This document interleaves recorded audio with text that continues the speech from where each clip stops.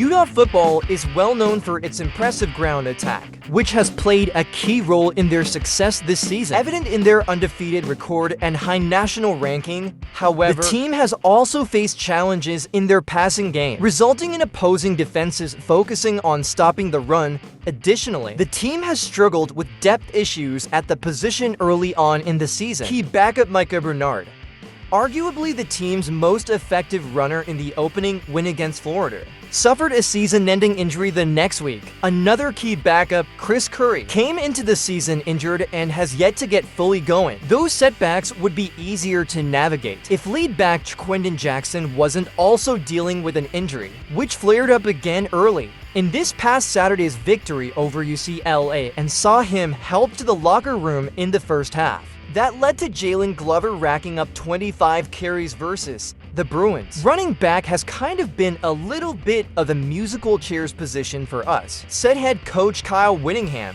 It figures to be pretty straightforward for now, though Glover is the guy until Jackson is healthy. He's gotten himself into a bell cow headspace, knowing that a bunch of carries are coming his way. It's huge. I mean, it's always nice to have your legs fresh. But in moments like that when my coaches just trust me to stay in throughout, it's just get comfortable, kind of feel the game out, said Glover. A sophomore from Lakeland, it's kind of a win-win. The more carries you get, the more you kind of feel out the game, and the better your decision making. You can kind of tell how the defense is coming and just bring that momentum in. Asked what the 5'8", 205-pounder brings to the table, his teammates were enthusiastic. Everything, he's a guy who can do that, said quarterback Nate Johnson. He may be small, but he can move. He can move like he's 6'2". He moves like JJ. He's big. He's fast. He's quick. He knows what he's doing on the field. He's a dude that's going to run hard every single time. Added receiver Devon Bell. We saw it on Saturday with a lot of guys going down. Usually, we have a good flow of running backs cycling through.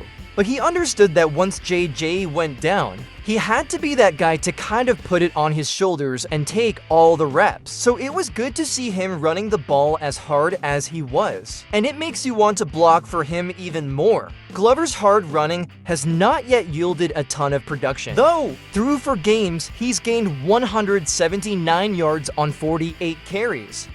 Just 3.7 per. And in that breakout UCLA game, where he amassed 86 yards, he was actually even less efficient, averaging only 3.4 yards per carry. Whittingham has every belief that Glover can be a capable lead back in the interim.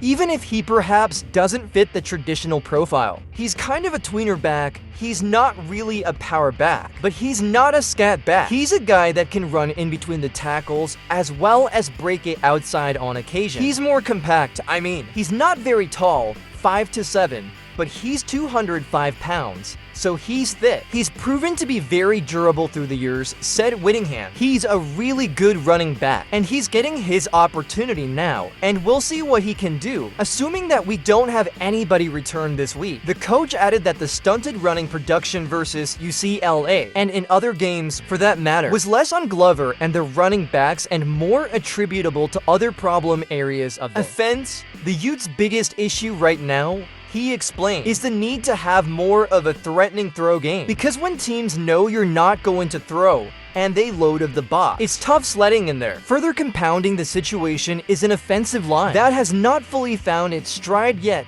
and is not operating at peak efficiency in his estimation. I think we need to be a little more dominant up front. We expect to be.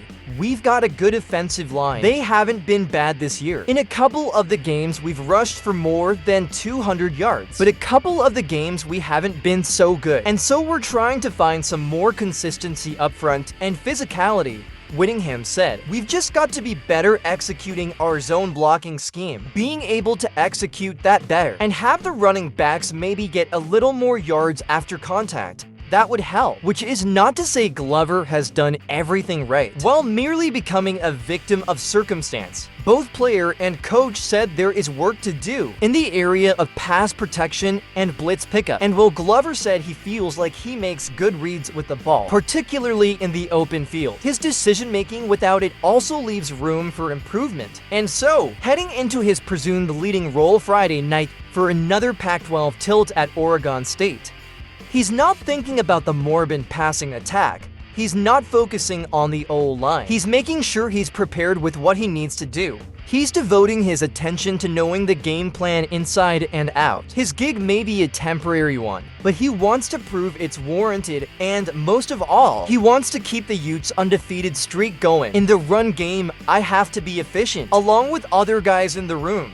so they can respect the run and we will not be one-dimensional, Glover said. Mentally just making sure I'm already prepared. Making sure I'm hitting all cues, not making mistakes. So whatever I can do to get the victory, that's where my mind is at right now. In conclusion, with Utah's running backs room facing injuries and depth issues, Jaylon Glover has stepped up as the primary running back for the team, despite not having a lot of rushing yards to show for. Glover has displayed determination and durability on the field. Head coach Kyle Whittingham believes that Glover can effectively lead the running game. In the absence of other backs, however, the team acknowledges that they need to improve their passing game and defensive line performance to create a more balanced attack. Overall, Glover has shown promise and has the opportunity to make a significant impact for Utah football. Thanks for watching Droid's own channel. Remember to like, subscribe, and hit the notification bell for more tech updates.